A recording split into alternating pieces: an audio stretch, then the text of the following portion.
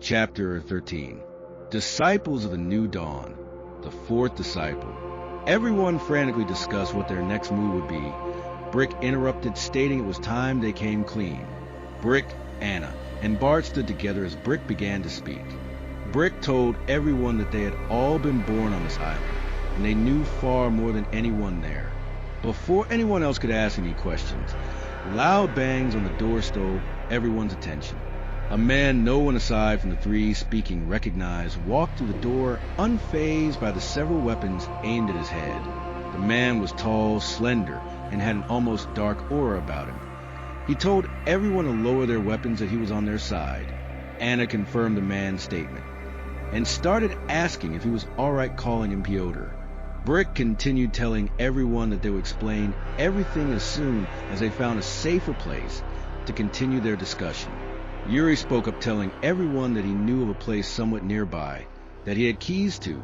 Alexei almost spoke up, but held himself back to sustain his cover and to hear Brick's story. The group searched the area for John, who had been missing for some time, but after covering the entire town, they made their way to Yuri's place. They moved very silently through the woods until they reached the airfield. The only mutants that they encountered were a pack of boars which Hansen and his group of hunters dispatched silently with their knives. The hunters all moved with skill like a pack of wolves. Everyone was surprised at their talents. As the group reached the building, they cleared it and used Yuri's key to lock all the doors, while a few hunters stood guard outside in a tower near the back of the building as Brick continued speaking. Horik laid out a series of blueprints out on a table in the back of the room. Experiments. Brick told the group that there was a series of experiments that took place on this island years ago. These experiments began after the discovery of an unknown element. This element made the impossible possible. We know it as a philosopher's stone, he explained. Anna interrupted Brick, telling everyone, the medical applications are astounding. Even with the incomplete medicine already created, she continued, we could change the world for better. We just need to finish what our parents started.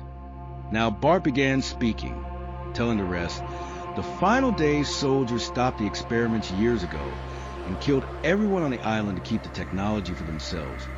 We can't let them win again. One of the members of the group asked what finishing these experiments would do to solve their issues with the soldiers.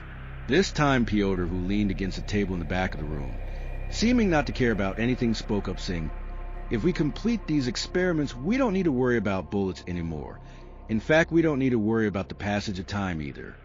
The group seemed split on their reactions. Alexei, Yuri, Natasha, Colton, and Horik seemed intrigued, while Hansen and his hunters seemed more skeptical.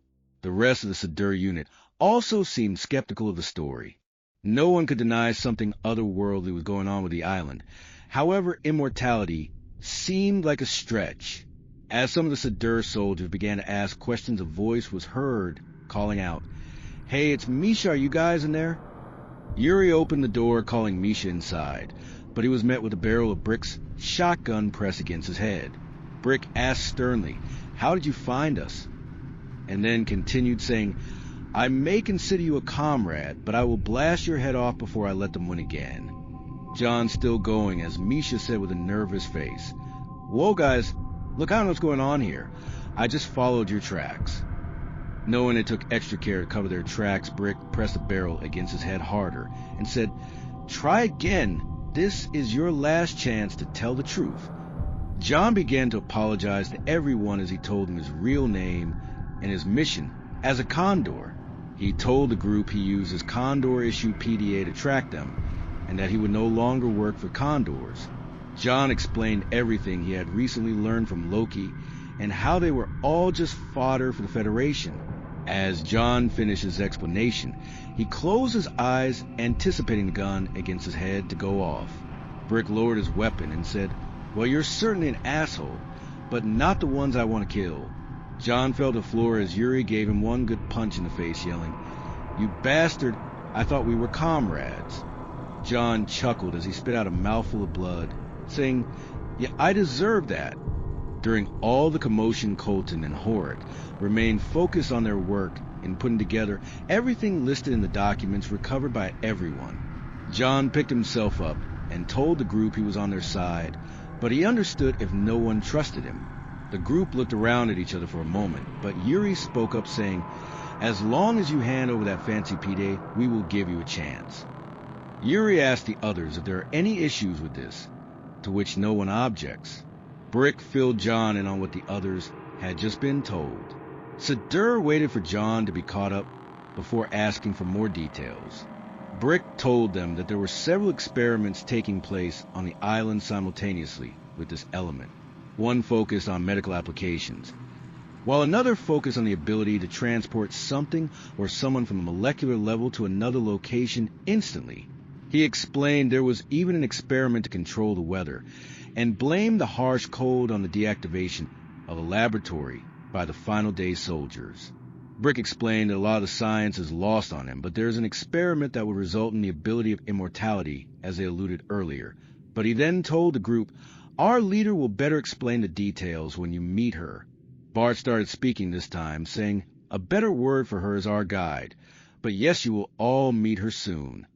He continued saying, first they would need to reactivate another laboratory in order to stabilize the weather long enough to reach their next objective. Before anyone could object or ask more questions, Horik yelled out, "It's missing! There's a missing piece in this puzzle." The final night.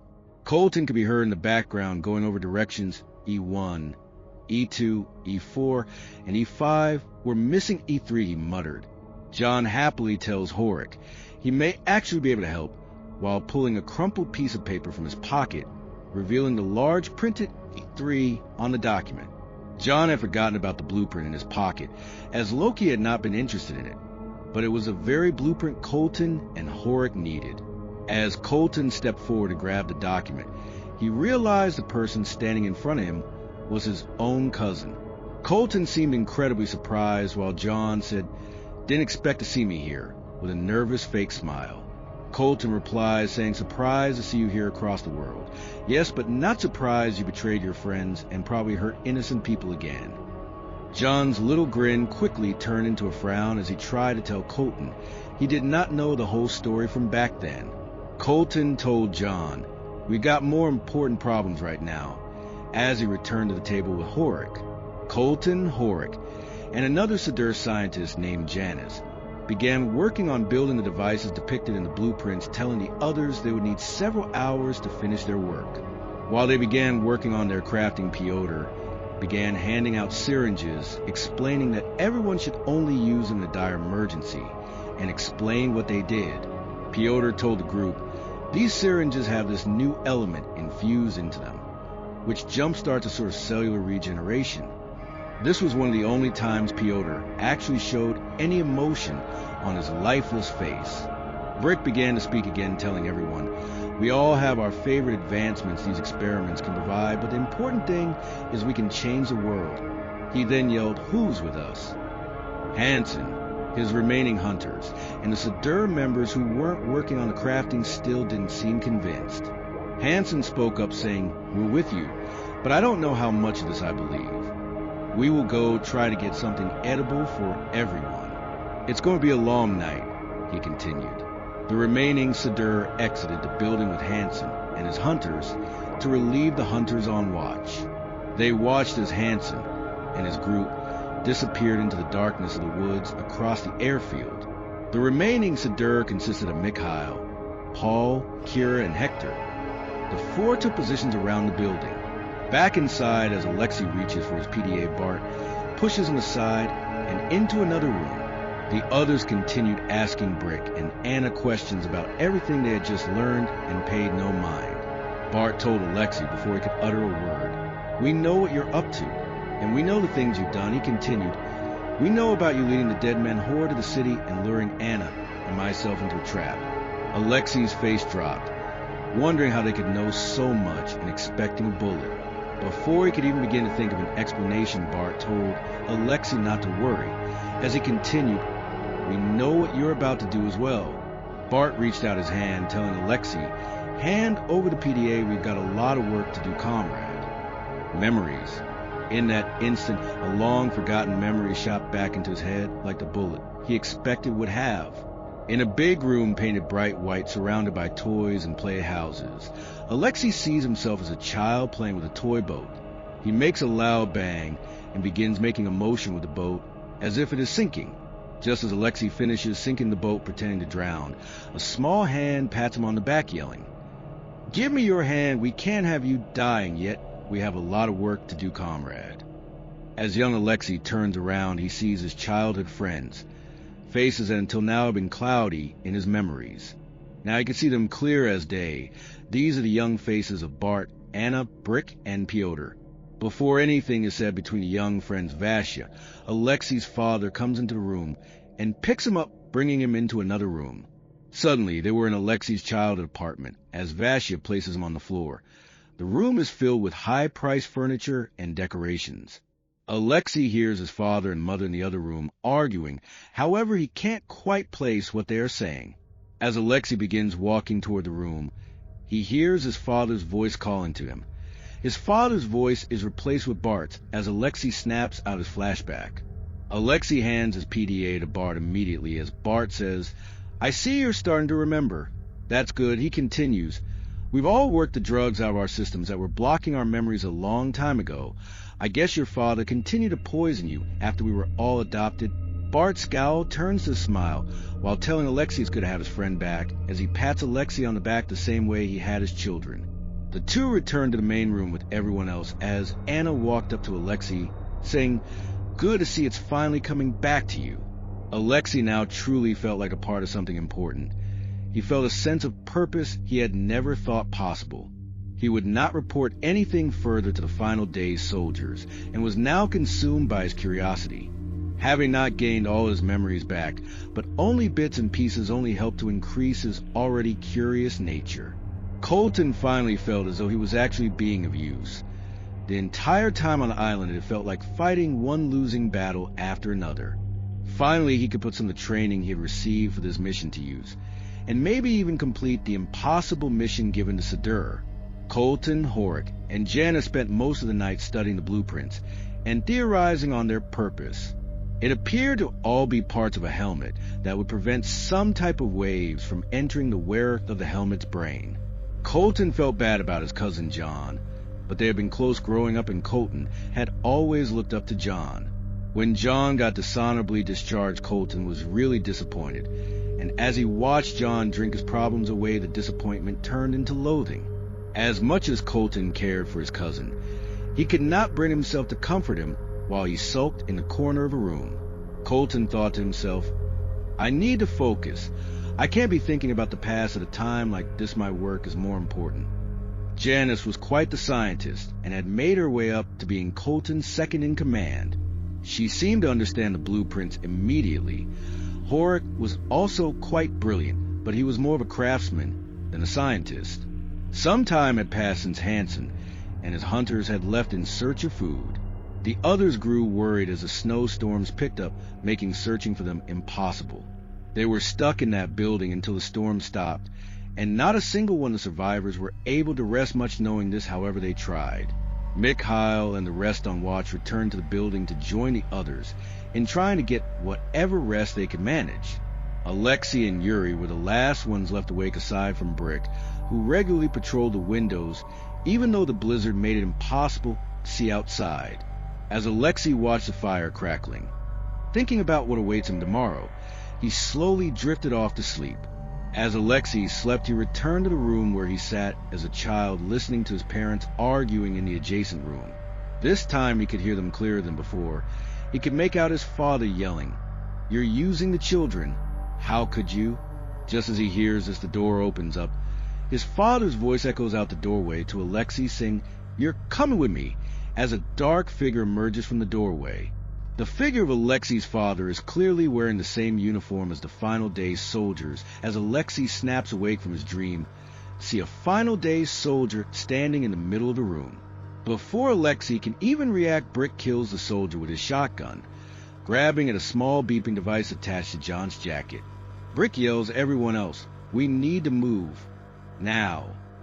As everyone snaps awake from the shot, just as Brick throws a small device from John's jacket out the door, One by one, around 20 final day soldiers began to materialize out of nothing. Brick slams above his gun into John's head, knocking him unconscious. As the soldiers grouped into formations out front of the building preparing to breach the now closed door, Piotr began rummaging through his backpack, walking to the front door. Brick motioned to the others with his hands for them to move to the back of the building where the back door was located. Piotr opened the front door, staring the 20 soldiers in their faces, as he threw a small cylindrical piece of metal calmly, saying, "I've been waiting for this." The metal tube released an ear-piercing noise that clearly disabled the soldiers as the group made their way out of the back of the building. Piotr did not waste time catching up to the others, but he was clearly in severe pain from having been in the radius of whatever he had just thrown. Piotr's ears bled as he joined the others trudging through the snow in the pitch-black darkness. The blizzard had calmed by this time, but the cold did not seem to slow to the now 14 survivors. Brick took the lead, taking the group to the southeast of the airfield, where he claimed their first objective, and next safe house was located. The walk was not far, but it felt like an eternity as everyone in the group carefully watched all angles of the pitch-black darkness. No one knew when a feral animal or mutant would emerge to kill them, or even worse, a final day soldier. With every step their anticipation grew, as they began to see a small building nestled in between two mountains with a large E1 painted on the entrance. Brick yelled, "That's our spot, everyone get inside quickly." As the metal door slammed shut, Brick closed the locking mechanism, telling everyone they would be safe there for now. All of the offices were desolate, looking as if they were abandoned without any warning. Papers littered the desks and floors, while broken glass from the barred windows joined it. The smell of rust and mildew was heavy in the air as the group made their way down to the lower levels of the complex. Bart inquired with Horik about the device and how much time would be needed for its completion. Horik informed the rest it would still take some time, but should be finished by the morning. As everyone moved to the lower levels, they entered into a huge dark room being lit by only small reddish-orange spinning lights that lined the walls. Bart told everyone that after they activated this machine, everyone would need to be ready to rush across the valley and up to the next facility before the final day's soldiers got to them. He continued telling everyone to get some rest while Horik and Colton finished the device. Brick stood guard at the upper levels of the large room, while the rest tried to make themselves comfortable. Alexei couldn't even think of sleeping. His mind raced with questions. So he joined Bart, who was standing over the main control console.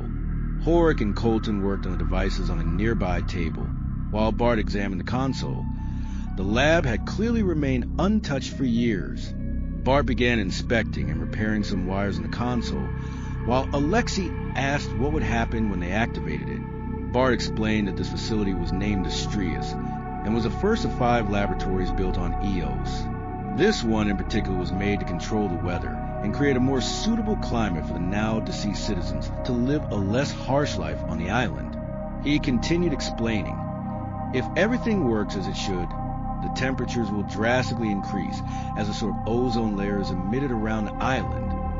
This will melt the ice around the next facility we will need to activate and rush towards.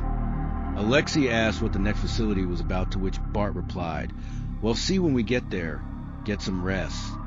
The rest of the group had now fallen into a light sleep, and Alexei figured even if he couldn't sleep, he should at least rest for the journey ahead. Bart joined Anna after fiddling with the console for a little while longer. As the group slept, Horik and Colton were hard at work. They had already finished 5 of the devices. Horik asked Colton, "Do you think the hunters are all right?" Colton lowered his head in doubt, but stated, "I certainly hope so. Maybe they had to find shelter in this blizzard elsewhere and never ran into final day." The two worked together very well, and in no time all the rest of the devices were finished, all aside from one final step. They would have to install the philosopher's shards into each helmet without it contacting anything besides the intended containers in the helmets. This would be something they needed assistance with, and by this time everyone else, even Brick, was asleep. Horik and Colton decided it would be best to get some rest themselves and join the others. As the sunbeams pierced through some of the upper level windows, Bart, Brick, and Alexia woke almost simultaneously. The three were all itching with anticipation as they awoke the others. After everyone was awake, they made some coffee around a makeshift fire Brick had made away from the machinery in a metal trash can. While everyone sipped their coffee, some from beakers and others old tin cans, Bart began to discuss what the plan would be. They would need to activate the weather installment and leave 2 members behind to activate the next installment remotely as the others make their way towards their next destination. They will radio in when close and have a portal activated. They will need to rush into the portal while it's still stable, as it will release toxic gases while active. Bart explained that it would be very likely the final day's soldiers would try to stop them, but if they move quick enough they should be fine. Anna joined Horik and Colton around their crafting table. Soon Piotr joined them and pulled a small jar made of metal and glass with a bunch of shards of philosopher's stone in it. They all seemed to float inside the jar. Anna put on an odd set of gloves that looked like something made in one of the labs as she pulled out the shards one by one and placed them inside the helmets. They all glowed with that eerie light the stones normally emitted. However, it was even brighter once installed into the helmets. Piotr took out another container. However, this one had a full philosopher's stone floating inside. Bart then walked over to them with his metal cup of coffee still in hand. He took a long sip, placed the cup down on the console, and said, "Let's get this started. We've all waited long enough. Everyone ready." The rest stood up, finishing up their drinks and joining the others. Janice and Kira volunteered to stay behind and activate the control panel simultaneously for the rest, and with that decided, Bart instructed them to remove their jackets and whatever heavy clothing they could. He explained that the weather outside would be like summer in Sochi. Most seemed to not believe him at first, but they followed his request as he placed on the gloves and removed the philosopher's stone and placed it into the console, while Anna explained to the 2 staying what they would have to do, leaving them with a radio. The console's many switches and buttons lit up as Bart flipped a rusty lever, which brought the installment to life. Loud machinery noise is all anyone could hear as Brick yelled, "We have to move." The group placed their special helmets on and opened the large metal door they entered in the prior night. And as they emerged outside, even Bart seemed surprised at the drastic change in temperature. Everyone's excitement was cut short as Brick yelled, "Don't stop," and continued moving east towards a mountain. It was incredible. There was in some areas several feet of snow on the ground, but the temperature was in the near 60s. The group did not waste time as they ran towards the base of the mountain. Their ascent would be tough as all the snow and ice was currently melting and sliding down the mountain, but they carefully began to move up using trees as cover. As they grew close to their destination, Anna called on her radio to the others to flip their switches. A loud repeating alarm could be heard as the group ran over the top of the mountain to discover a giant outdoor facility. Bart moved ahead of the group, looking at an old metal walkway leading to an enormous crater with a machine in the middle of the crater where the dock ended. The machine was covered in ice and Bart screamed, "Fuck!" as he began to explain the situation they were now in. He told the group until the ice melted more the machine would not be able to stabilize the portal. They would need to wait for this to happen, and every moment the alarm was going off, and leading final day towards them was a moment they did not have.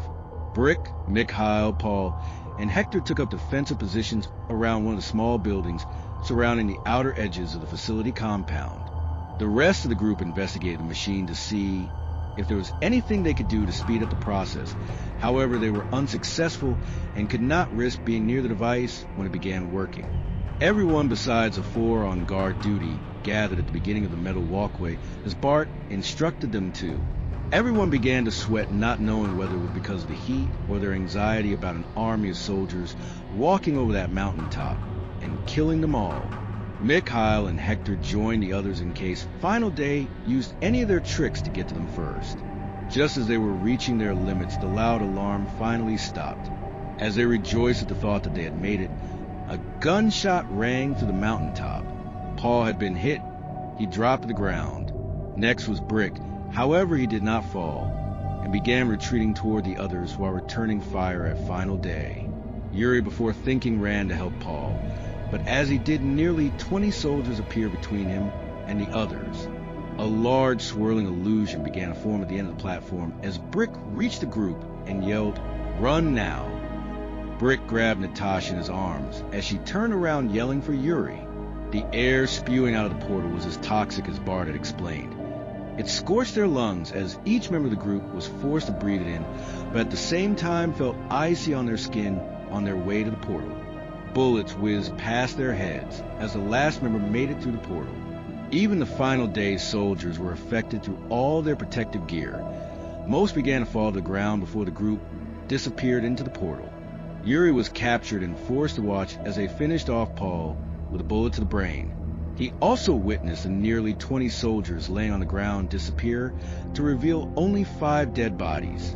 The remaining final day's soldiers rushed to retreat down the mountain as the portal emitted more of the reddish gas that killed the final day soldiers. As the remaining final day soldiers carried Yuri down the mountain angrily, he thought how he hoped his sacrifice would be worth it. The beginning of the rebirth. Alexei and the others appeared in a giant control room surrounded by human-sized pods. They had made it. They all rejoiced except Natasha.